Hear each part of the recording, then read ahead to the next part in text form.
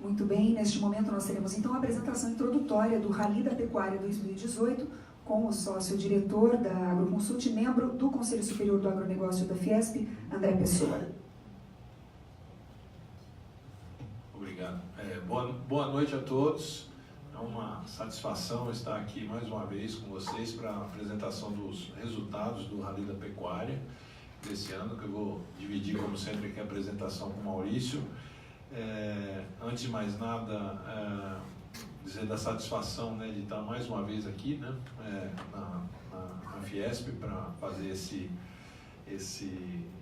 essa prestação de contas com a comunidade do agronegócio e da pecuária de corte, né, já que além todos os elos da cadeia representados através dos patrocinadores e apoiadores, também os produtores permitem que a gente entre as suas fazendas, né, muitas vezes ser convidado, né, para recolher informações, dividir opiniões e permitir essa análise que a cada ano o Maurício traz aqui para a gente como resultado do esforço da sua equipe, né?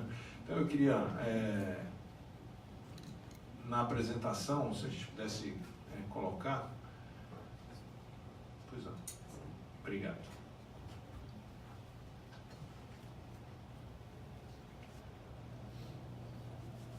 Queria elencar novamente os objetivos, né, do Rally. A realização esse ano é uma realização conjunta, né, como sempre fizemos, dos times aí da Agroconsult, antes a Agroconsult Pecuária, agora a Athena Agro e Agroconsult, né, que são os dois times lá do nosso grupo que estão à frente da organização do Rally, que tem como objetivo, né, uma variedade de atividades, entre as quais eu destacaria difundir a importância de incorporar tecnologias no sistema de produção, maximizar o contato com técnicos e pecuaristas. Maurício vai mostrar ao longo da apresentação que cada vez mais a possibilidade de ter contato com os técnicos, além dos produtores, amplia o alcance das mensagens que são levadas pelo time do Rally para o campo, debater conhecimentos e tecnologias com esse público, levantar informações sobre as condições das pastagens e das fazendas pecuárias no Brasil, avaliar os índices zootécnicos e em que níveis eles se encontram no ciclo atual de produção, melhorar a base estatística disponível. Toda vez que eu reclamo lá com o time que a gente tem uma precariedade muito grande de informação na agricultura, o Maurício me olha com a cara feia, fala assim, não reclama que está de barriga cheia. Na pecuária tem muito menos informação de qualidade disponível para que as análises sejam feitas, né? E o Rally se presta a melhorar essa base estatística disponível, levantar informações e soluções para levar, né, informações, mas também soluções tecnológicas para os pecuaristas, e analisar e debater os verdadeiros desafios da pecuária sustentável, né? A ideia é de encarar a pecuária sustentável como um valor e não desprezar os desafios que se encontram, mas ao mesmo tempo fazer uma discussão responsável à luz da ciência, à luz da tecnologia, de como a gente pode seguir implementando os níveis de sustentabilidade da atividade. Esse ano nós tivemos o patrocínio da Corteva, né, que apesar de parecer novo, é o nosso mais antigo patrocinador, né, que a Dow sempre foi, né, um patrocinador do Rally da Pecuária, e agora na sua nova formatação, após a fusão com a DuPont, continua como patrocinador. A Volkswagen, a Fibro, a OCP e a Ouro Fino, que esse ano se junta também ao time de patrocinadores tradicionais do Rally da Pecuária, o JBS e o Banco Santander. Então, esses são os patrocinadores que permitiram a realização do evento, mas também tivemos apoios nacionais, como o do GTPS, da AgroSatélite, da Fiesp, da Web Motors, da ABIEC, da Confederação Nacional da Agricultura, do GPB, da Sociedade Rural Brasileira e da ABAG, né, que foram apoios de âmbito nacional. E tivemos um amplo leque de apoios regionais, né, tanto de federações da agricultura, sindicatos rurais, associações de produtores, empresas, fazendas, né, que durante a passagem do Rally pelas suas regiões contribuíram decisivamente para a qualidade dos eventos, a presença dos produtores, mobilização dos técnicos, além da disponibilidade das informações nas fazendas visitadas, que muitas das vezes foram fruto do engajamento desses apoiadores regionais. Então eu queria, não dá para citar todos aqui, mas eu queria fazer o registro e o agradecimento à participação desses apoiadores regionais também. A realização, como eu disse, da Athena Agro e também da AgroConsult, os times de ambas as equipes estiveram presentes aí no campo e também no suporte e na organização logística e de retaguarda enquanto o Rally ocorreu, né? Uma das principais coletas que o Rally faz todos os anos é a coleta georreferenciada de informações das pastagens nos pontos que são visitados. Esse ano com um aperfeiçoamento metodológico que o Maurício vai explicar daqui a pouco, mas nesses dois slides, nesses dois gráficos, tem a coleção de amostras coletadas e georreferenciadas de 2011 a 2017, e do lado direito aí de vocês a coleção de amostras georreferenciadas coletadas no Rally desse ano, né? Se a gente observar no total aí entre 2011 e 2018, já são 2.275 pastos amostrados e georreferenciados. Essas amostras são aleatórias. E esse ano a gente, como eu disse, teve uma nova metodologia um pouco mais complexa, mas permite um grau de detalhamento também muito maior da informação capturada, né?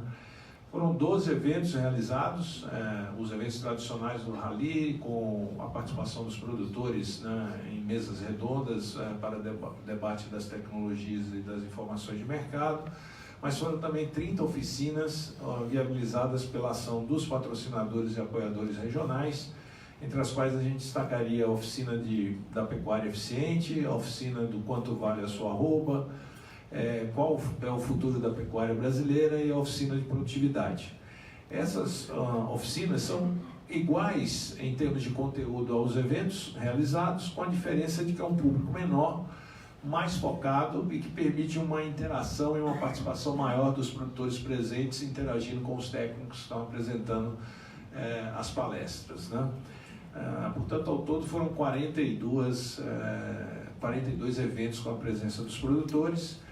Os questionários são aplicados tanto nos eventos com os produtores, quanto nas oficinas, também online e também nas visitas feitas aos produtores, né? Então, todas as oportunidades que o Maurício e a equipe dele têm de aplicar um questionário para levantar informação têm sido utilizadas para a captura das informações. A semelhança do que fizemos nos últimos anos no Rally da Safra, também no Rally da Pecuária a gente tem feito, aliás, é o contrário, né? O Rally da Pecuária sempre fez um uso mais intenso, né, das mídias sociais, na divulgação dos eventos e da interação com o público da cadeia produtiva. Nós, no Rally da Safra, passamos a utilizar essa iniciativa do Maurício. Isso tem também permitido ampliar muito o leque de alcance do evento, não só nas regiões em que ele está passando, mas nas regiões que ainda não foram visitadas e aquelas que já tenham sido visitadas, né?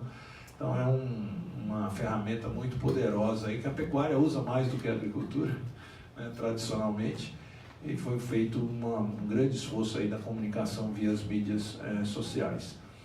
O Rally percorreu, na soma da quilometragem dos seus veículos, 57.385 quilômetros esse ano, com 2.191 produtores, pessoas presentes nos eventos. Foram 128 fazendas visitadas, com 1.658 produtores interagindo diretamente com a equipe do Rally e mais 649 questionários de produtores sendo respondidos e mais 486 questionários de técnicos na pecuária de corte também respondendo a esses questionários. No total, a pesquisa atingiu 1.135 respondentes, né? Entre todas essas alternativas que tivemos de capturar essas informações. Foram 158 pastos amostrados com a metodologia que vai ser explicada daqui a pouco. O Maurício vai, a partir de agora, detalhar as informações que a gente considera que são suficientes para mostrar para vocês um balanço do que foi feito esse ano, dos resultados que foram capturados. Obviamente que isso não esgota, né, toda a informação que foi recolhida, mas está bastante condensada nessa apresentação que o Maurício vai fazer. Eu queria mais uma vez agradecer a participação das equipes, dos patrocinadores que se envolveram na viagem, dos jornalistas que ajudaram a fazer a cobertura, e parabenizar a equipe tanto da AgroConsult, mas principalmente da Athena Agro, sob a coordenação do Maurício, pela excelência do trabalho produzido mais uma vez esse ano. Maurício, por favor. Obrigado, André. Boa noite a todos.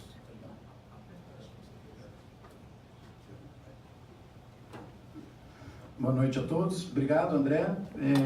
Primeiro, eu queria agradecer a presença de todos vocês, em especial o apoio e a confiança dos patrocinadores que financiaram mais uma vez essa edição, né, que possibilitam a gente ir a campo e tentar trazer um pouco mais de informação da pecuária brasileira. A gente sempre reforça que o começo, o plano nosso era tentar diagnosticar a pecuária, e a gente viu que o que a gente vai conseguir avaliar é a tendência, o que está acontecendo com a pecuária, para onde ela está indo.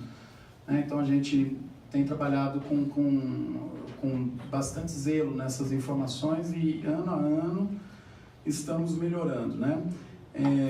Mais uma vez, né, queria agradecer também ao Roberto, ao Antônio Carlos aqui, a possibilidade da gente apresentar o evento aqui na Fiesp, o apoio de vocês também, todos os anos aí com a gente. Um agradecimento especial ao André, que eu agradeço em nome da AgroConsult toda, né?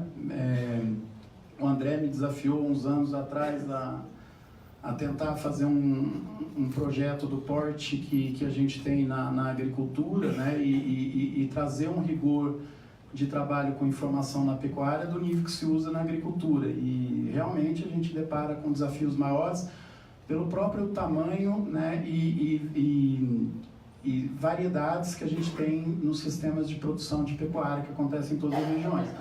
Então, grande parte do que a gente vai falar aqui, né, de tecnologia, a gente precisa olhar com cautela que, de fato, você tem regiões hoje, principalmente nas regiões onde a agricultura não é forte, que você tem limitantes para fazer os níveis de tecnologia que a gente divulga. Então, tudo isso tem que ser analisado de acordo com as regiões que você está. Onde não chega adubo, onde não tem estrada ainda, onde você tem dificuldades logísticas, você vai ter uma dificuldade também, tanto para levar insumo como para tirar a carne de lá, né? E aí a gente precisa olhar com um certo cuidado.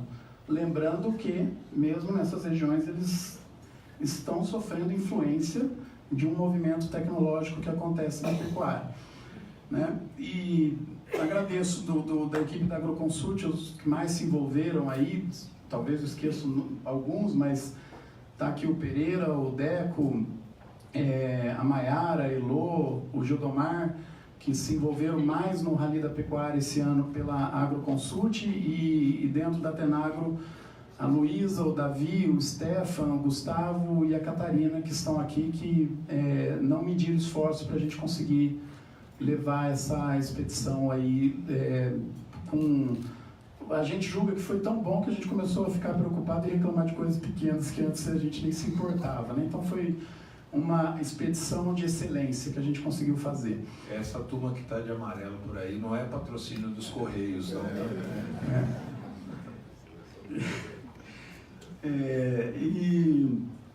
Enfim, né, falar de pecuária, né, num público que alguns professores, tá aí o Núcio, que me deu aula de pecuária, né, a gente fica sempre um pouco atento, né, com o que a gente vai falar, mas o que a gente tem conseguido levantar de informação reflete o que o público tem falado para a gente. Esses dados têm se repetidos dentro de uma curva de tendência ao longo dos anos. A gente tem checado se esse comportamento se mantém. Então, até é interessante que esse ano lá em Uruguaiana, lá em Dom Pedrito, um produtor falou que esses dados eram mentirosos. Eu falei, então todos os pecuaristas aprenderam a mentir numa curva de tendência. Fantástico, né? O que a gente traz, o que a gente leva para os produtores é o que a gente ouve deles, né? Não tem nada que saiu da nossa cabeça, né? O que a gente faz é tentar interpretar essas informações e analisar da melhor forma possível, né? Em termos do público que o André comentou, a gente tem guardado os produtores, né, os contatos que a gente falou nos últimos anos, e já filtrando as redes sociais, os e-mails e os contatos que a gente tem feito, nós mantivemos um contato próximo pelas redes e por e-mail de 17.500 produtores, entre técnicos e produtores, cerca de 3.000, 4.000 técnicos, e os demais produtores que a gente vai continuar conversando com eles em cima do que a gente levantou, né? A ideia é realmente influenciar e levar as pessoas a refletir um pouco mais sobre produtividade. Com relação a público, não vou mostrar muitos dados, a maioria depois vai receber isso, mas a gente tem trabalhado aqui com um pecuarista, com um produtor desse ano na faixa e média dos 3.000 hectares de fazenda, de tamanho de fazenda total, é um rebanho aí na faixa de 2.500. Claro que a gente tem produtor, né, o menor que nós achamos lá, que foi no evento, preencheu o questionário, tinha 40 cabeças, enquanto o maior tinha 170.000 cabeças, se não me engano, né? E a gente trabalha nessas amplitudes todas. Em relação ao que o público que participou, que a gente teve contato, que são aqueles cerca de 670 questionários, né? Aqui eu só vou falar do questionário dos produtores.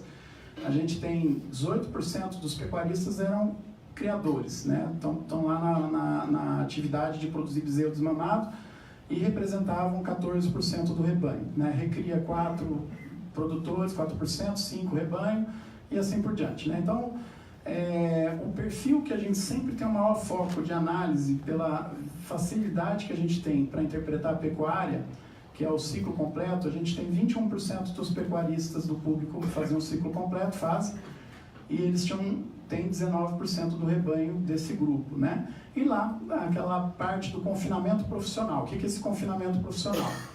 É o produtor que recebe lá um boi magro, ou até um garrote, e vai levar boi gordo, ou fêmeas, né?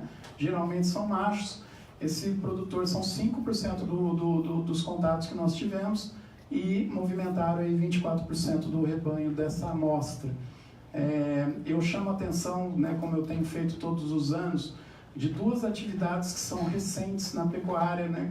Não é recente, que estão mais presentes agora, que é o produtor que faz cria e recria, que é 10% dos pecuaristas, com só 3% do rebanho desse público, e aquele que faz ciclo completo mais recria e engorda, que também são 10% dos pecuaristas do nosso público e 4% do rebanho. Vê que são produtores pequenos. E esses produtores, essas atividades, elas são consequências de 2 fatores. Primeiro, da cria, que até um tempo atrás a cria era o pior negócio econômico da atividade pecuária, né? Então quem produzia bezerro sempre estava apertado, e de uns anos para cá isso mudou. Então a cria tem permitido renda melhores, tem permitido margens de tecnificação maiores, e esse produtor avança na recria. Então ele começa a vender um bezerro um pouco mais pesado, principalmente porque ele teve caixa para segurar esse bezerro, né? Então ele vai indo para a atividade de recria. E o ciclo completo é a mesma coisa. O pecuarista que começa a tecnificar, ele aporta capital, melhora a produtividade, só que se ele fizer uma vaca para produzir um bezerro e depois ter um boi gordo lá na frente, ele vai demorar muito para resgatar esse recurso. Então ele começa a fazer junto uma operação de recria e engorda e acelera o nível de produtividade dessa fazenda. Então são atividades que estão surgindo justamente por uma mudança no perfil da pecuária que eu quero comentar nos próximos slides. Com relação à produtividade, a gente mede por indicadores a produtividade média desse público, né? A gente sai lá de 2011 com cerca de 6,9 arrobas por hectare ano, medindo no ciclo completo, E o ano passado teve um tropeço. A gente caiu de 10,6 para 8,3 e subiu de novo esse ano para 10,3. E aí tem uma questão que a gente, o ano passado, já supôs que isso aconteceria, esperávamos que isso aconteceria quando começou o projeto, que é o que é a queda de produtividade em 2017. É o ano de 2016 que os preços dos insumos subiram muito, principalmente dos grãos, então você teve um desânimo com a tecnificação alta, muita gente recomendando que dietas de confinamento fossem alteradas para padrões tecnológicos mais baixos, então usando mais volumoso, coisa que ano a ano a gente tem usado cada vez menos na pecuária. Então você teve um impacto na produtividade de 2017. A gente achava que era pontual e confirmou na hora que a gente vem com o ano de 2018 que o cenário é igual de 2016. Na verdade, a margem caiu em 2016, ela se manteve em 2017, né, a mesma coisa de 2016, e cai de novo em 2018, só que esse ano a reação do produtor, que a gente percebeu nas conversas, não é a mesma, né? O que ele fala que vai fazer não é a mesma de 2016. Ele manteve, né? Ele está mantendo o projeto porque ele sabe que precisa. E isso confirma um material que a gente tem trabalhado muito nas palestras. Quando uma margem cai no curto prazo, a reação do produtor é diminuir o pacote, e no médio e longo prazo ele acelera, porque ele sabe que ele tem que buscar a escala de produção e ele vai tentar ganhar mais por área, né? E, inclusive, eu brinquei agora mais cedo na coletiva que se eu tivesse inventado os dados não teria dado tão certo. Que o tema desse ano que a gente levou para o campo era falar de resiliência, planejamento e resiliência em ambientes turbulentos. Quer dizer, a pecuária está tomando um monte de pancada, seja de fatores externos ou internos, então é o principal alvo, né? A gente viu aí o começo do ano, o alvo maior dos ambientalistas radicais, que atrapalha o dia a dia, e mesmo assim o produtor tem mantido, né? Isso é produtividade em arrobas por hectare ano, né? Medida na área de produção, pastagens, mais área para fazer volumoso para seca. Se tiver integração lavoura e pecuária, essa área também entra, né? Outro indicador que a gente tem usado muito na pecuária e mostra o desempenho zootécnico que a gente tem tido com o rebanho nesse público, que é o nível, o índice de arroba produzida por arroba em estoque, né? É um cálculo de desfrute, só que ao invés da gente fazer ele em cabeças, a gente faz em arrobas. Então, quantas arrobas são produzidas pelo tanto que tem em estoque? Economicamente, né, quando a gente faz os cálculos das fazendas, uma fazenda que tem esse índice acima de 50% no ciclo completo é uma fazenda boa, rentável, né? E nós temos aí uma curva ascendente, de novo, aí na pecuária, acima de 50, 52, 53.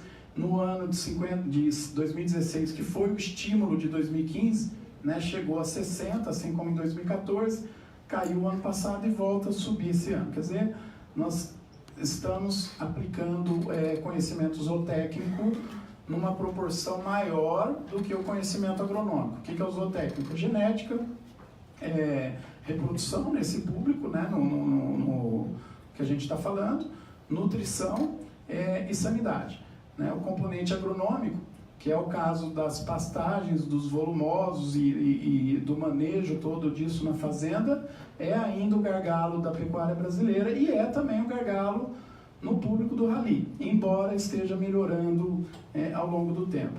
Com relação às pastagens, o público nos informou uma área total de 1.300.000 hectares, dos quais 780.000 são pastagens, 74.000 é área de campo ou pasto natural, então a gente tem tentado separar o que é pantanal e pampa das pastagens plantadas. 27.000 é área de volumoso para área de produção de volumoso para seca, 86.000 hectares é área de integração. Lembrando que a área de integração ela não é o foco do Rally da Pecuária. O Rally da Pecuária vai em regiões, a gente tenta explorar ao máximo regiões que a agricultura ainda não está tão forte, embora esteja ficando complicado. Não tem mais essas regiões praticamente no Brasil. Então, Rondônia mesmo, de 2011 para cá, a gente viu o estado todo né, se formar em agricultura, né? Eu lembro que, acho que o Rally da Safra nem ia para lá, né? E hoje a gente tem agricultura extremamente forte ali na região de Vilhena, de Chupinguaia e assim por diante. Inclusive é essa agricultura e é essa logística que nos fez talvez cometer o maior erro que a gente estava até o ano passado de estimativa de animais confinados em Rondônia. A gente estimava 70 mil cabeças, Maurício, e tem hoje lá, segundo que a gente já perguntou para o pessoal do estado, 220 mil cabeças, no mínimo, já confinada no estado de Rondônia. Isso acontece porque chegou logística, né, no estado. E 390 mil hectares dessa amostra é área preservada, né, intacta. Dessas áreas de pastagem, a gente tem lá 9% da área é feito calagem, 6% é integração lavoura e pecuária dessa área, 8% está sendo reformada, área anual de reforma de pastos, 9,4% recebe alguma adubação e cobertura, né? Não é adubação e formação, adubação e cobertura, e a área anual de aplicação de herbicida em torno de 23% do total, né? Tem que somar ainda com essa área de roçada manual, que provavelmente é roçada para aplicar herbicida, né? Mais 9% de roçada mecanizada. Essa área de adubação, a gente em anos anteriores nós já tentamos avaliar o nível, a qualidade dessa adubação, e ainda não tivemos condição de transformar isso numa estatística com critério que a gente usa. No futuro a gente quer entender que doses, que produtos que esse pessoal está usando. Então, se alguém está usando algum produto que não é adubo e está chamando de adubo, vai aparecer aí na pesquisa. Tá, então isso é um erro, mas é uma oportunidade de mercado para a gente atender esse produtor, porque ele quer adubar e às vezes ele não está bem assistido. E aqui eu chamo a atenção desse número para a área de reforma de pastos. 8% da área das pastagens sendo reformadas é um número alto, mas é um número que está caindo em relação aos primeiros anos de rally. Quando a gente começou a fazer o rally era 16, 15, 14% da área de pastagem formada todo ano, né? E hoje nós já estamos aí na fase parte de 8 a 10%. Esse número que eles respondem a gente checa com outra informação, que é a percepção do pecuarista de quanto dura a área de pasto dele. Então, 13% dos produtores falaram que em média os pastos da fazenda duram 1 a 4 anos, 35% de 5 a 9 e assim por diante. Se a gente faz um cálculo por aproximação, nós estamos falando de uma média de pasto durando 11 anos, sendo que nos primeiros anos de rally durava 7 anos. Né? E de 14%, 16% de reforma cai para 9% de reforma ao ano. É um avanço, mas ainda estão reformando no mínimo 3 vezes mais do que precisam. Né?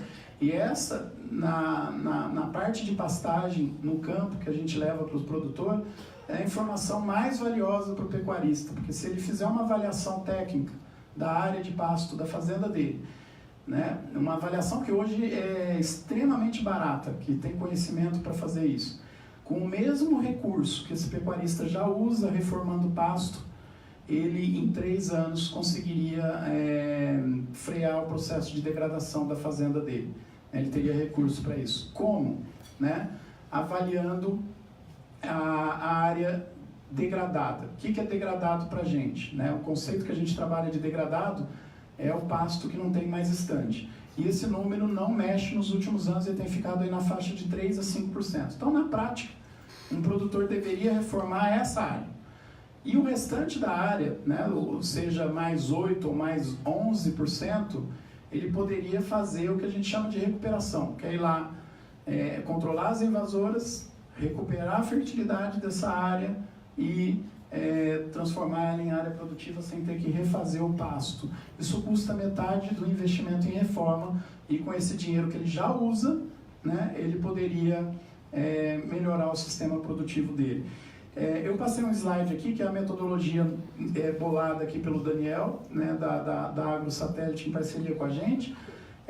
Todos os anos que a gente tem avaliado, essa curva tem se repetido, né, e nós acreditamos esse ano que a gente podia fazer algo um pouco mais artesanal a pasto. Quer dizer, vamos melhorar a análise, vamos entender melhor esse pasto, vamos melhorar a base de dados e o foco não é diagnosticar pasto como sempre foi até agora no Rally. O foco é dar ferramenta lá para a turma da AgroSatélite trabalhar melhor por imagem de satélite, que a gente pode, se a gente passar o ano todo fazendo Rally, né, conseguir um orçamento 12 vezes maior para fazer isso, nós vamos conseguir impactar 5 milhões de hectares em 160 milhões. Então, não é visitando pasto que nós vamos fazer esse trabalho, é usando ferramenta de satélite. E aí, a metodologia bem mais sofisticada, não preocupa com essa figura aí, porque tem que ser grande para mostrar o que a gente fazia. Estão vendo uma caminhonetinha lá no canto, né? Eu tenho medo até de tentar apontar isso no olho de alguém. Aqui, ó. A caminhonetinha está aqui. Então, para a caminhonete, o pessoal tinha que andar lá 80, 100 metros, esticar uma corda, e nessa corda, em determinado espaço, ia fazer aquela avaliação que a gente faz de medir quanto que tem por metro quadrado, o círculo de raio de 3 metros, que a gente conta fezes, placas de fezes que está lá, conta quantas invasoras e classifica essas invasoras, e conta também cupinzeiros, se tiver os cupins ali na região. Então a gente faz aquelas duas dessas análises dentro daquela corda, quer dizer, mais aleatório do que nunca, né? E ainda vai medir a altura de pastagem em outros 6 pontos, né? Então todos os equipamentos que a gente usa, depois da hora que vocês abaixarem essa apresentação, tem lá tudo, vai conseguir ler aí toda a informação que está aí. Uma metodologia bem interessante. E a novidade é o drone, né, que na foto que o André mostrou lá, não sei se vocês repararam, tinha uma foto de longe, lá embaixo a gente via uns pontinhos amarelos, que era a turma trabalhando no campo lá, fazendo análise, né? Então o drone, como ele sobe bem mais do que a gente conseguia antes, que a gente levava aquele, parecia um chuveirinho, né, de 2 metros de altura e tirava foto, a gente consegue ter uma visão muito maior, fazer uma análise muito mais sofisticada do pasto, e isso foi feito, né? A área de pastagem que me preocupava com a metodologia nova era se a gente errasse aqui, né? Mesmo nessa metodologia muito mais rigorosa, essa área ficou na onde sempre está, quer dizer, o stand foi bem avaliado. Só que essa área de qualidade 2, que é uma área, né, a gente sempre fala, ela é tão feia quanto a degradada. A diferença dessa aqui é que tem stand de planta. Então, se você adubar, vai vir capim. Se você controlar a invasora, se tiver muita invasora, fica capim. Na degradada, não adianta fazer nada, porque não vai ficar capim, né? Você perdeu o passo, tem que fazer de novo. Essa área sempre ficava em torno de 10, 12% da área total, e com essa amostragem mais rigorosa, ela foi para 30%. Né? Então, claro, nos próximos anos a gente vai aprimorar um pouco mais essa curva. Sempre cria uma polêmica em relação à área degradada, que o pessoal questionava que a gente contestava os dados da Embrapa. E a Embrapa fala em 50% a 60% da área em degradação, ou estágio avançado de degradação, dependendo do critério que você usa para classificar a degradação.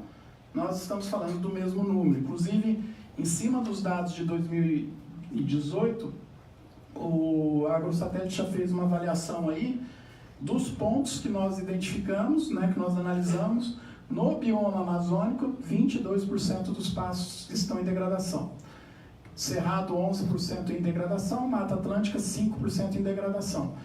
E está melhorando 10% no bioma amazônico, 27% no Cerrado e 40% na Mata Atlântica. Nós estamos falando só daqueles 150 pontos, 158. Né? A AgroSatélite vai continuar fazendo essa análise em 2.200 pontos, o ano que vem 2.400, assim por diante, a gente vai aumentando a quantidade de pontos que a gente avalia. Como é que acontece a degradação nessas áreas? Geralmente, metade é uma invasora extremamente agressiva que cresce mais que o pasto e toma espaço, sombreia, né, principalmente no bioma amazônico, né, e metade é a perda de massa, de rebrota, ela vai sumindo aquele pasto e as invasoras vêm por oportunidade lá na frente, né? Por que eu estou chamando a atenção de invasores? Que a gente está inserido num debate, né, e acho que a gente tem que trabalhar muito para mudar os critérios que hoje são usados para fazer o balanço de carbono da pecuária, porque o pós-processo de degradação da pastagem é uma vegetação nativa voltando, e isso acumula carbono. Né? Não estou falando que isso é bom, né, que é ambientalmente positivo, mas acumula carbono. Em termos de balanço de carbono, a gente tem que começar a pensar nisso. Enfim, né, a AgroSatélite tem trabalhado com muita competência esses dados e nos interessa acompanhar o que está acontecendo com esses capins.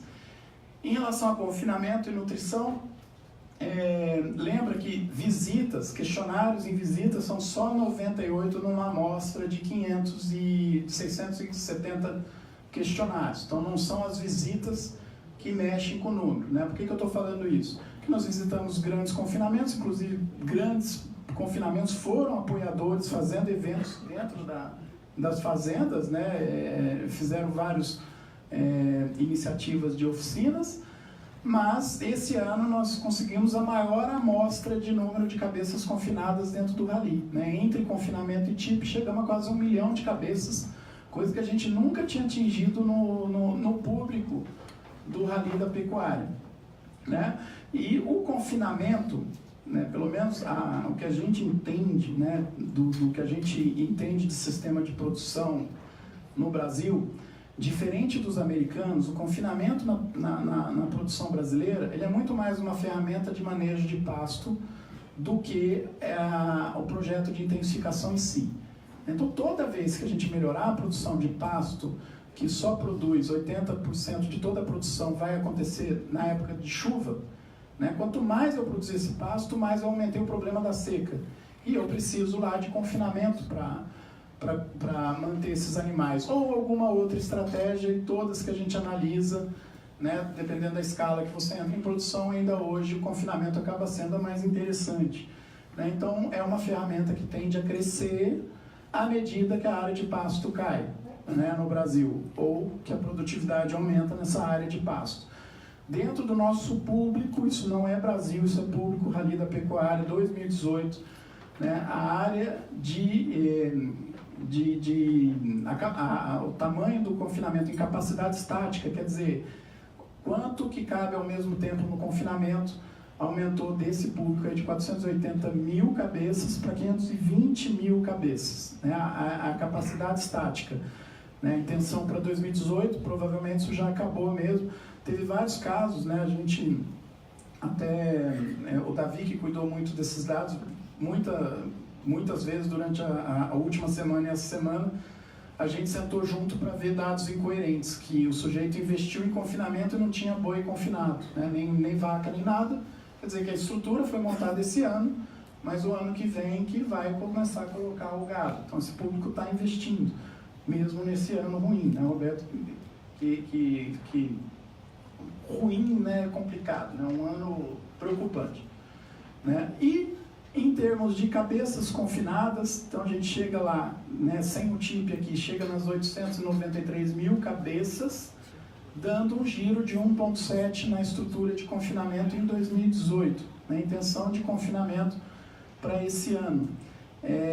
Só uma ressalva aqui, quando a gente põe esses dados, nós não estamos comparando o Rally desse ano com o Rally do ano passado. A gente pergunta para o produtor que a gente entrevista quanto que ele confinou em 2016, quanto que ele confinou em 2017 e qual a intenção de 2018. Então é o público desse ano que a gente faz essa avaliação e identifica aqui um crescimento de 30% no ano passado para 2017 nesse público, né? E de 9,5% na intenção para esse ano, nesse público.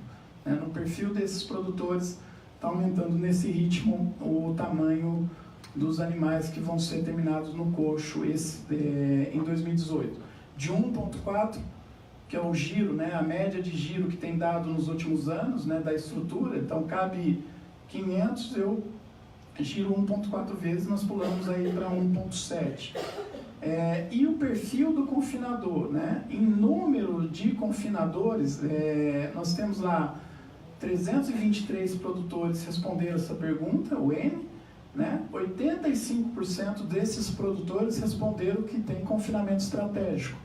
O que é o confinamento estratégico? É o confinamento que serve para você terminar aqueles animais do teu sistema de produção a pasto. Então, chega uma hora que você tem que usar o confinamento para acelerar, né, a terminação desse gado, para desafogar as pastagens e para conseguir aumentar o aporte tecnológico. Quando a gente vai para o rebanho confinado, para as cabeças confinadas, esse grupo que tem 85% dos produtores tem só 23% das cabeças confinadas. Quer dizer, nós estamos falando de um produtor pulverizado e menor nesse público, né? E esse sempre foi o foco do Rally. O confinador, que a gente chama de atividade exclusiva, ou Boitel, ele é muito fácil de achar. A gente acha esse pessoal, liga, faz uma pesquisa por telefone e encontra essas estruturas e analisa, né? Esse aqui não, a gente tem que ir na fazenda do pessoal, tem lá confinamento de 100 cabeças, de 80 cabeças, de 1000 cabeças, de 500 cabeças, 300 cabeças, né? E eu tenho que entender como é que é a dinâmica do confinamento no Brasil, aceitando essa premissa de que o confinamento é uma ferramenta de manejo de pasto. Por que eu estou dizendo isso? O ano passado a gente fez uma pesquisa mais ampla de confinamento, que a gente vai continuar esse ano, na verdade nós já estamos continuando, e descobrimos um total de cabeças confinadas no Brasil que era próximo do tanto que a gente projetava como confinamento. Como a gente não tem condição de fazer um censo, evidentemente que o nosso número está subestimado. E a gente tem que encontrar mais produtores para melhorar essa base estatística. E esse número de confinamento não reduz de ano para o outro ano. O que reduz é o pacote tecnológico, né? Como isso funciona na prática? Imagina num perfil desse de produtores. Então pega um ano muito ruim, que o milho, né, principalmente o principal insumo sobe, né, o arroba do boi não dá margem para fazer hedge, os confinamentos grandes lá de 30, 20, 50 mil cabeças começam a desanimar e falam, não vou confinar, eu vou diminuir o confinamento para 30, para 20, para 10 mil cabeças. Esses animais que não vão ser confinados nessas fazendas, que geralmente trabalham com alta tecnologia, eles vão para o coxo nas fazendas da onde eles saíram, ou às vezes são comprados por outros produtores que veem uma oportunidade de negócio. E o pacote tecnológico que cai. Então, ao invés de usar insumos e conhecimento de nutrição adequado para aquele animal em terminação no coxo, e principalmente a gestão desse animal no coxo, ele vai ser confinado com um resultado muito pior, né? Então, mexe na oferta de animais do coxo, mas o número de animais confinados não tem onde comer se não for em algum lugar que a gente vai levar alimento para eles. Porque o pasto não suporta mais a quantidade de animais que entrou na seca, né? Lembra que nós estamos falando de uma área de pastagem que o pessoal não aceita, mas já começaram a admitir para alguns biomas, mas a área de pasto no Brasil está caindo. Quando você cruza todas as informações disponíveis, inclusive o estudo mais amplo que tem hoje, que chama Map Biomas, e cruza com outras bases, nós vemos que a área de pasto está reduzindo no Brasil por avanço da agricultura e por dificuldade do produtor controlar degradação de pasto, né? Por diferença, e comparando aí com dados do TerraClass, do INPE, que confirma o que a gente consegue ver por satélite, a gente estima aí que para cada hectare desmatado nos últimos 20 anos, as fazendas brasileiras perderam 1,3 hectares para a juquira. Quer dizer, o mato tomou e o pasto acabou, o que é um prejuízo enorme aí para o pecuarista.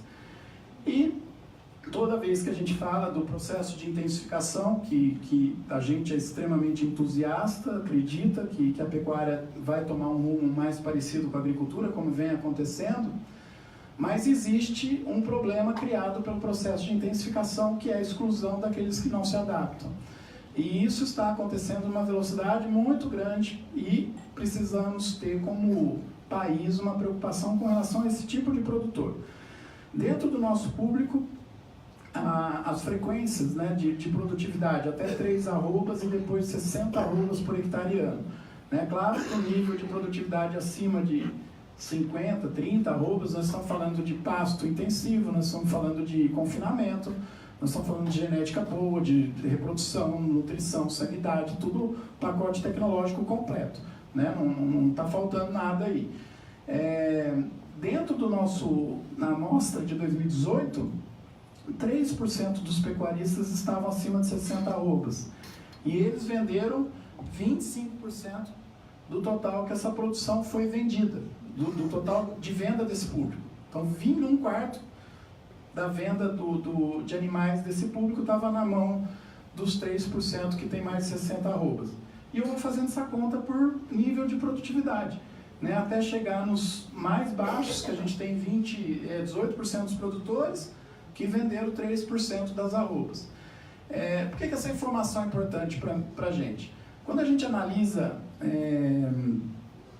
o desempenho financeiro de uma fazenda de alta tecnologia, a partir dessa faixa aqui de 18, 20 arrobas por hectare ano, a fazenda de pecuária em ciclo completo é competitiva com a soja e com o milho. Então ela dá mais ou menos o mesmo dinheiro que soja e milho. Claro que não esse ano, né? Tem que fazer uma média aí de 10 anos, né? Mas no período médio ela é competitiva. Esses produtores hoje, né, projetando aí o cenário de 2018, acima dessa faixa, eles têm um break-even próximo de R$100 por arroba na média nacional. Quer dizer, abaixo disso estão no prejuízo, acima disso estão no lucro. E a hora que eu vou para a faixa menos produtiva, o break-even média nacional está em torno de R$135 por arroba, que já está, né, hoje recebendo um preço abaixo do custo de produção, né, em relação aos mais baixos, né, as tecnologias mais baixas. O que acontece com o mercado ao longo dos anos? Esse produtor tende a colocar mais produto no mercado e o mercado, que responde à oferta e demanda, vai se ajustando à realidade financeira desse grupo e isso inviabiliza com maior velocidade aqueles de baixa tecnologia.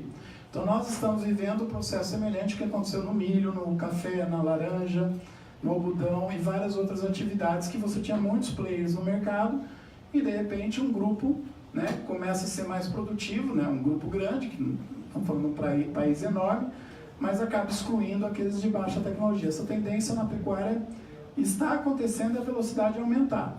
Quando a gente coloca isso numa curva cumulativa, né, eu acho interessante o número de 2018, né, nos últimos anos, 50% das vendas foram feitas a partir das 18 arrobas por hectare ano. Eu vou acumulando, né? Na coluna é o número de produtores por nível de tecnologia. E na linha acima é a quantidade que eles vendem, né, acumulado do total de produção. Então, acima de 38 arrobas, tem só 7%, que é o grupo que está aqui somado com o grupo acima de 60, venderam 50% das arrobas desse ano, ou vão vender. E o grupo acima de 18, que compete com pecuária e com agricultura, que são os mesmos 20, 19% dos últimos 4 anos. Quer dizer, o perfil de produtor é o mesmo. Só que o número de arrobas vendidas por esse grupo subiu para 66%, né? Enquanto até o ano passado era 50%. E é interessante que a gente, num dos debates que nós tivemos em Aquidauana, um pecuarista levantou e falou: eu não vejo o que você está falando. O pecuarista não está comprando terra, não está aumentando a área de fazenda, né? Aí eu perguntei para ele: mas você vê esses pecuaristas aumentando o rebanho e a venda? Ah, isso está acontecendo. Exatamente. O que está aumentando não é o tamanho das fazendas, é o giro dessas fazendas por produtividade. Claro que ao longo dos anos a tendência é esse aqui ficar numa situação financeira mais apertada, esse aqui numa situação financeira melhor, mais, com mais facilidade de conseguir crédito, e aí sim nós vamos ter um processo, uma tendência de mudança das terras, né? As terras vão começar a ser compradas por aqueles produtores de maior capacidade financeira, de maior capacidade de geração de caixa, né? Então, da mesma forma que a gente leva um recado para o pecuarista para ficar dentro da curva, né, prestar atenção e não sair nos próximos anos, esse movimento de tecnificação da pecuária ele é muito preocupante do ponto de vista da exclusão, né? O pecuarista que é grande e não faz tecnologia não vai ter um problema nessa geração, mas vai ter um problema na sucessão. O pessoal não vai querer manter um patrimônio que não rende proporcionalmente. Agora, o pecuarista que é pequeno, que é a maioria, que não está conseguindo se intensificar, esse já começa a ter problema, inclusive, de qualidade de vida, de não pagar as próprias contas, ou começar a subsidiar a produção, como acontece em muitas regiões do interior do Brasil. Produtor lá com 10, 20 hectares, que tem um emprego na cidade, trabalha de madrugada na fazenda dele e à noite, né? Mas o que faz com que ele sobreviva é o emprego que ele tem na cidade. Assim, do ponto de vista econômico, são um caos, né? Ele está ocupando quantas vagas aí no mercado. E aí, uma análise que o André, né, que a equipe da Agroconsult fez esse ano no Rally da Safra, eu achei interessante, a gente não tinha feito ainda no Rally da Pecuária, que é separar o perfil dos produtores. A gente pegou todos os produtores, né, e ranqueou em produtividade. Pegou os 25 produtores, 25% menos produtivos e chamamos de quarto quartil, né? Os 25% mais produtivos, primeiro quartil e assim por diante. Em 5 anos, a média de produtividade do público do Rally subiu 17%, os dois últimos quartis caíram, a produtividade do público está caindo, né? Nos menos produtivos. Enquanto os 2 quartis mais produtivos estão aumentando, 26% no primeiro quartil e 11,4% no segundo quartil. Lembra que a média de produtividade desse público são 10 arrobas por hectare. E a hora que a gente fraciona por quartis, né, a gente tem lá que o segundo quartil representa a produtividade média do público todo, que é em torno de 10 arrobas e meia, enquanto o primeiro quartil está com a surpreendente produtividade de 36 arrobas por hectare ano, né?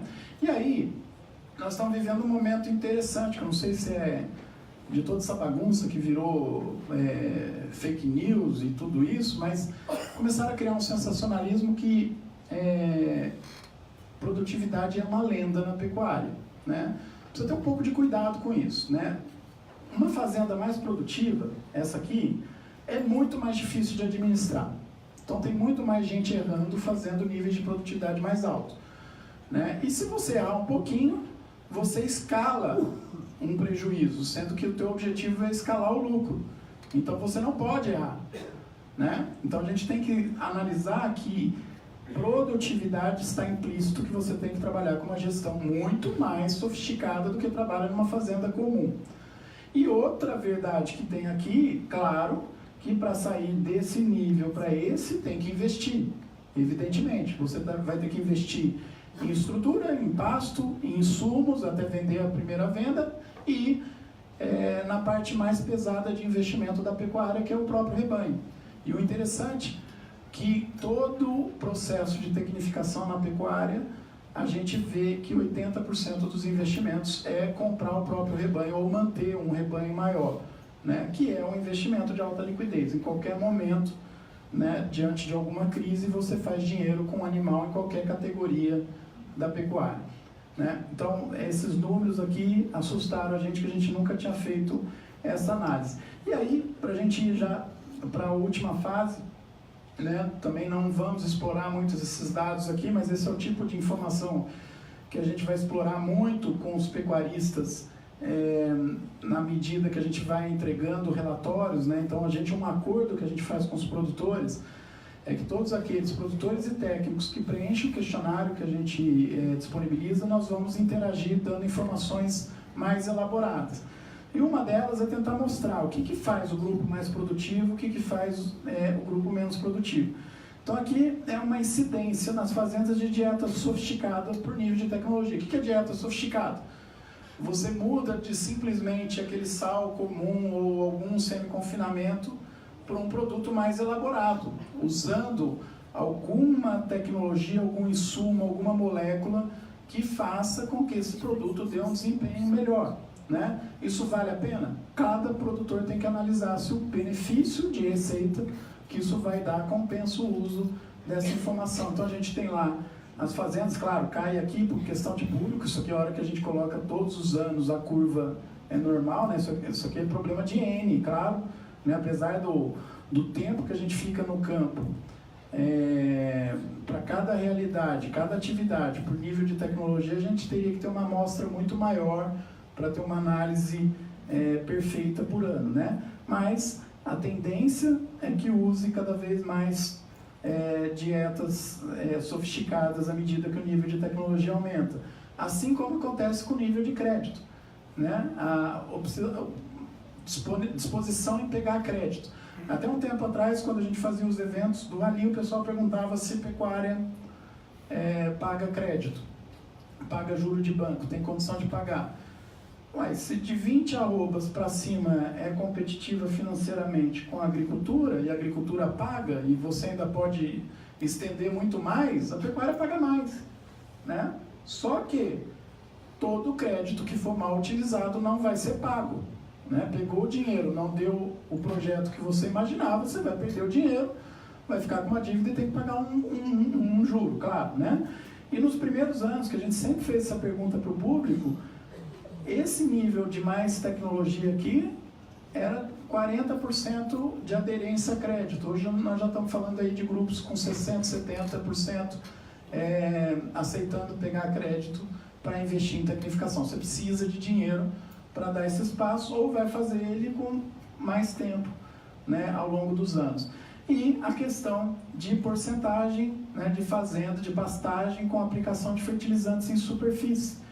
Então, uma curva muito mais ascendente, que vai ser inclusive uma curva muito próxima da confinamento e dietas TIP, né, que eu não vou mostrar o gráfico aqui, mas é muito parecida, que você tem lá nos níveis de mais alta tecnologia, de 30% a 100%, 80% da área de pastagem recebendo algum insumo em superfície, né? E na baixa tecnologia, nada de insumo em superfície. É nessa condição aqui, que ainda está bem melhor que a média nacional, mas que a gente vê a área de pastagem se degradando, né? E o produtor pagando uma conta, às vezes invisível, né? Não esse ano, mas o ano passado teve uma discussão até um pouco pesada num evento, que o produtor falava que ele não tem dinheiro para investir em pasto, André. Mas ele falou, esse ano eu não vou poder reformar os meus pastos, que eu reformo a cada 3 anos, agora tem que pular para 4 anos. Eu falei, como você não tem dinheiro? Você está fazendo fazenda de novo a cada 5 anos, você está fazendo outra fazenda, como não tem dinheiro? Né? Só usar o recurso com cautela, com cuidado, né? E isso a gente ainda peca no Brasil. Né? A nossa tecnologia de manejo de insumo em pastagem ainda é precário, embora esteja melhorando. Né? E aí, só para a gente concluir, para fechar aqui, né? A intolerância à baixa tecnologia é uma realidade que veio para ficar. Né? A pecuária até hoje tolera, né, produções muito pouco produtivas, e a gente sempre usava o exemplo, né, comparando tanto no Rally da Safra, todos os eventos nós usamos esse exemplo, o Rally da Safra com o Rally da Pecuária. Pegava os 10% mais produtivos e as 10% das lavouras mais produtivas e comparava com a média nacional. Na pecuária, não vou nem falar da média nacional que dá vergonha, vou falar da média do público do Rally. Né? A média do público do Rally tem 20% do pacote tecnológico dos 10% mais produtivos. E a hora que a gente vai para a agricultura, a soja tem a média 75% do pacote dos 10% mais produtivos. Né? Então a intolerância é muito grande à tecnologia. E a gente usava o seguinte exemplo: imagina, nessa fazenda de 10 arrobas, tem dado aí hoje, né, por estimativa, por indicadores, uns R$300 de lucro, 250 a R$300 de lucro, né, em pecuária. Imagina que eu vou, com 20% do pacote tecnológico da soja, tentar montar uma fazenda de agricultura com 14 sacos de soja por hectare. Né? Dá lucro isso? Não tem como produzir nesse nível de tecnologia, e a tendência é que a pecuária se aproxime dessa realidade de tecnologia que a gente vê na agricultura hoje. Lembrando que a pecuária tem que ser analisada também com uma perspectiva histórica. Né? A gente tem uma fase de expansão da pecuária que não foi para fazer carne, foi para ocupar o Brasil. Tanto a pecuária, né, controla a economia, como as outras atividades entraram numa ascendência produtiva, só que a pecuária tinha um estoque muito grande de animais que provavelmente acabou de ser consumido em 2008, 2009. De 2009 para cá, com o mercado já muito mais maduro, né, da carne brasileira, tanto externa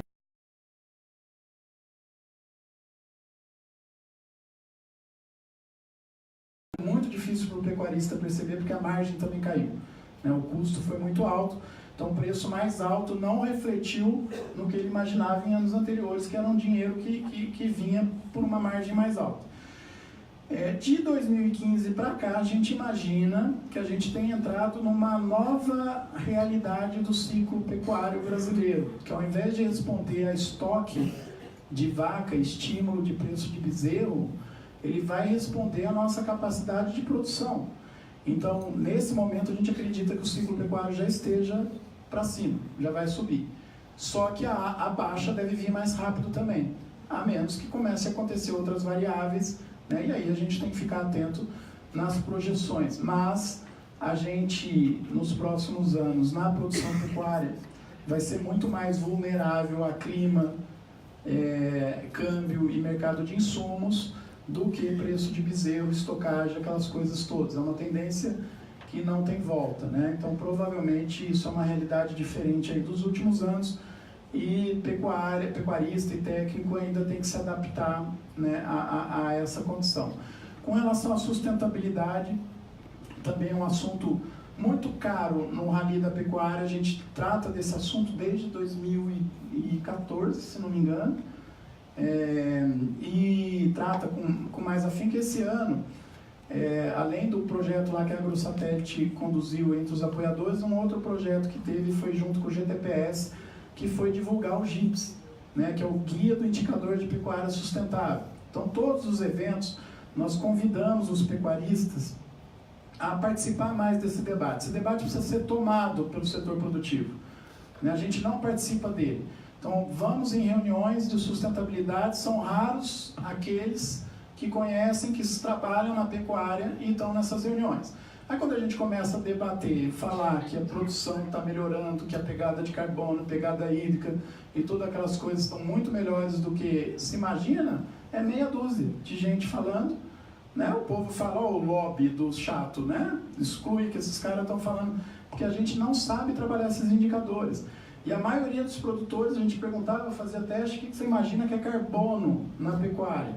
A maioria não consegue associar com raiz e pasto, né, ou com integração, ou com produtividade, ou com aumento de desempenho, que é coisa que a gente precisa começar a tomar esse debate. A culpa da gente estar sofrendo tanta pressão na pecuária, que vira custo, né? Quando vai vender um boi, com certeza existe um custo no frigorífico relacionado a questões de sustentabilidade jurídica. Vai comprar um insumo, a mesma coisa. Então a gente perde, né, de não participar desse debate, sofre pressão. E a gente levava isso para todos os debates, para convidar o produtor a acessar o site do GTPS e preencher o GIPS, que não é uma pesquisa, é um guia para ele mesmo analisar, né? O ciclo pecuário eu já comentei, e os desafios que a gente vê para produtor e para política pública em relação à pecuária. Não tem volta a questão de tecnificação. A gente vai ter que produzir com maior tecnologia para ficar no jogo, né? Isso não tem retorno, né? Todo país que tentou controlar a economia na caneta deu errado, né? Não vai dar para controlar isso na pecuária. A gente tem que ir para o jogo, para a tecnologia. Só que a gente cria um problema social de verdade. O problema de sustentabilidade na pecuária brasileira é social e não ambiental, né? Recusar aceitar isso é esquecer de um monte de gente que está sendo excluído e está sofrendo lá no interior do Brasil. O desafio é como é que eu associo esse processo de intensificação com esses que são excluídos. A gente tem que primeiro entender que a grande maioria dos produtores que tem hoje fazenda e pecuária já não são viáveis e não vai dar para torná-los viáveis. Nós temos que dar um jeito de colocá-los em outras atividades que sejam relacionadas ou não. A proporção que a gente tem, geralmente o pessoal pergunta para a gente o que representa o público do Rally na média. Se os dados do censo tiverem certos, né, para cada um pecuarista que representa o público do Rally, né, o que a gente consegue conversar, nós temos 4 pecuaristas que, se a gente conseguir convencer, ele entra no jogo e começa a criar um caminho positivo. E para cada um pecuarista do Rally, nós temos outros 12 pecuaristas que já estão inviáveis. Não dá para fazer nada, Nem se der dinheiro para ele, sem juros, sem nada, dá. Entrega a fundo perdido, ele vai perder o dinheiro e não vai se viabilizar. Né? Então nós temos que começar a entender isso, e a melhor alternativa para a gente dar chance para esse pessoal se manter e conseguir durar um pouco mais, até se ajustar economicamente a outras atividades, é vender mais carne. Né? Temos que vender mais carne tanto para o mercado interno, e tem espaço. O pessoal acha que a gente come muita carne no Brasil, a gente come menos que uma almôndega por dia, nada, né? E vender para o mercado externo. Nossas chances de vender carne, principalmente em países que acreditavam que não conseguiriam comer carne bovina, porque seria proibitiva, é muito grande se a gente imaginar o nosso potencial de produção na área de pastagem que a gente tem, o tanto de grão que produz no Brasil. Imagina, né? o tanto de possibilidade de carne que a gente tem para colocar no mercado. Esse é o grande desafio. Né? E para finalizar, eu quero reforçar de novo, que o André já comentou, né? A gente entende que a gente montou com o Rally da Pecuária, seguindo o rastro aí do Rally da Safra, um projeto de longo prazo que a gente precisa da confiança e do apoio financeiro das empresas que vislumbram, que veem um benefício em participar do Rally. Né? Quando a gente fala que as empresas estão patrocinando o Rally da Pecuária, a gente faz questão de lembrar que essas empresas estão patrocinando a devolução dessa informação para a comunidade. Né? Todo mundo tem acesso a essa apresentação resumida, isso vai ficar aberto, mas qualquer pessoa que quiser ter os dados mais detalhados, mais complexos, entra no site, preenche um questionário. Tem para produtor e tem para técnico. Ah, não entendo nada de boi. Preenche o de técnico. Né? O que você conseguir preencher está valendo. E a gente vai interagir com vocês, mandando essas informações que não são de graças. Elas são pagas por essas empresas que patrocinam. E a gente sempre faz questão de lembrar e agradecer as empresas. Obrigado.